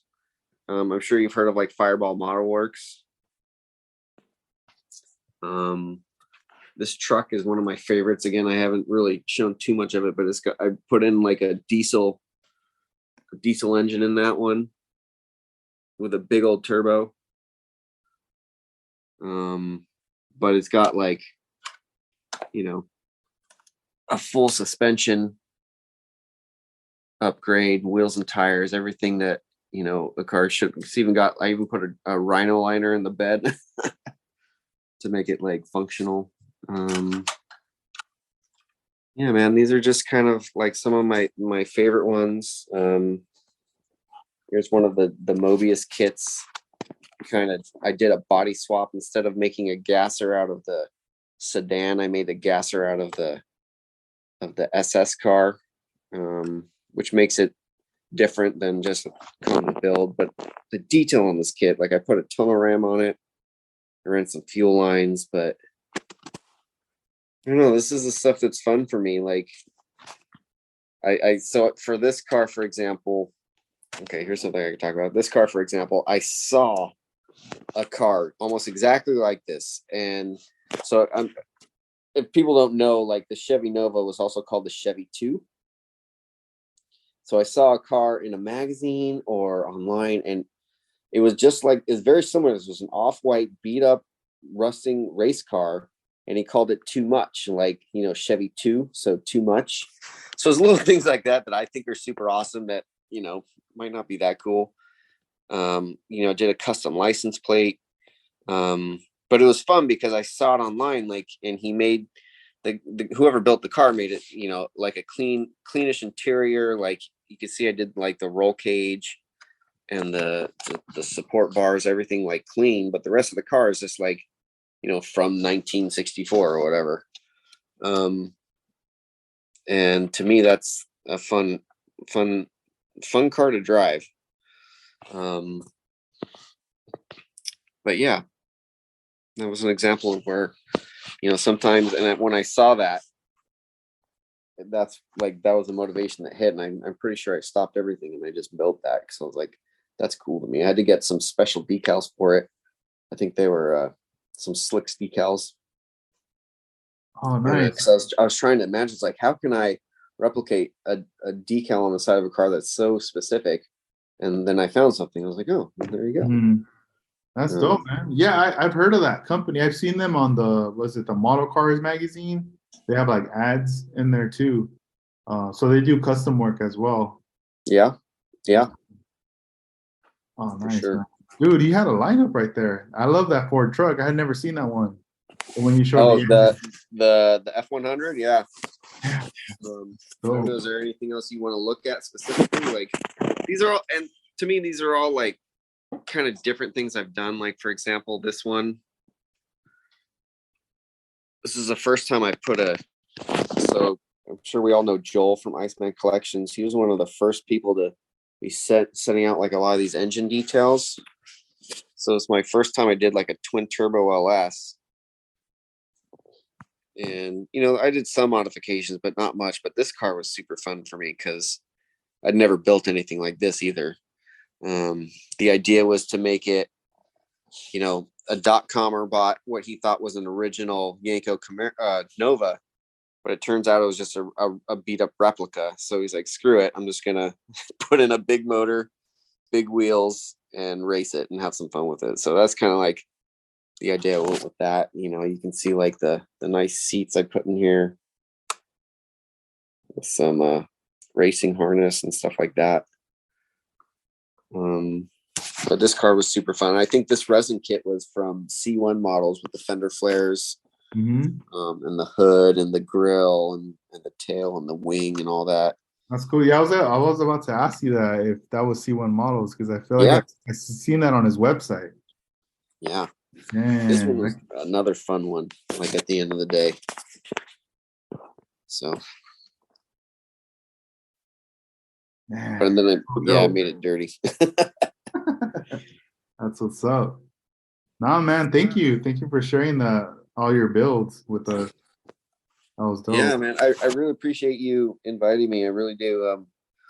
I've been an admirer of your work for a while, so No, thank thanks, you. dude. No, no, likewise, man. I'm happy we got to do this episode, man. I'm glad. Is there any shout outs you want to give out, or any Oh final man, words? man. So I guess yes. If I have to give any shout outs, it's just some of my like friends. Like I talked about Alex Ramirez. He's like I think he keeps a lot of things going in this area, and I love that he does it, and I hope he continues to do it because a lot of us can't do what he does, like the time he spends. So thank you. Even like Matt and Bradley, those are just buddies I've made. Like I've become much closer with them. Like we don't see each other every day, but I like we were talking about like when every time I see him, it's like we just pick up where we left off, and it's important, you know, like when you go into a situation where you don't know a lot of people, it makes you feel really comfortable to just be like, hey, what's going on? Like we're all car guys and we're all model guys. So um, I did want to say, you know, I do want to show respect to Grant Dale. I know a lot of us knew him through Instagram because he was just a really good guy. And, you know, I'm scared, you know, I'm not scared. I just don't want us to forget him because he did a lot.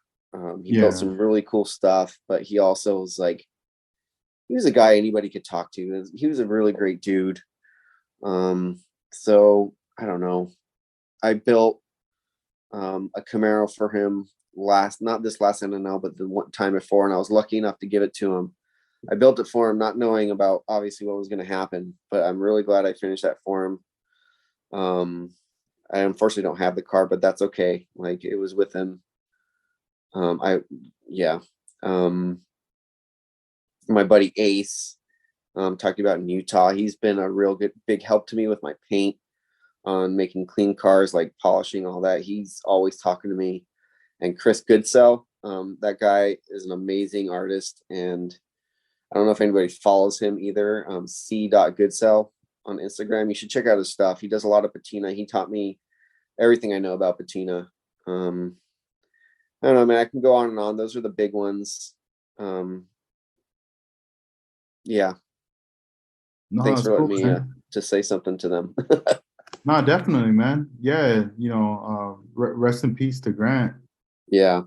It is a trip, man. Like, how like the time that has passed, from like getting to meet him in person and then finding the news, what was it, like a year later, and Yeah. it was just, I don't know, it was just like very shocking. You're like, what the heck? Yeah. Like, it's like you can't believe it.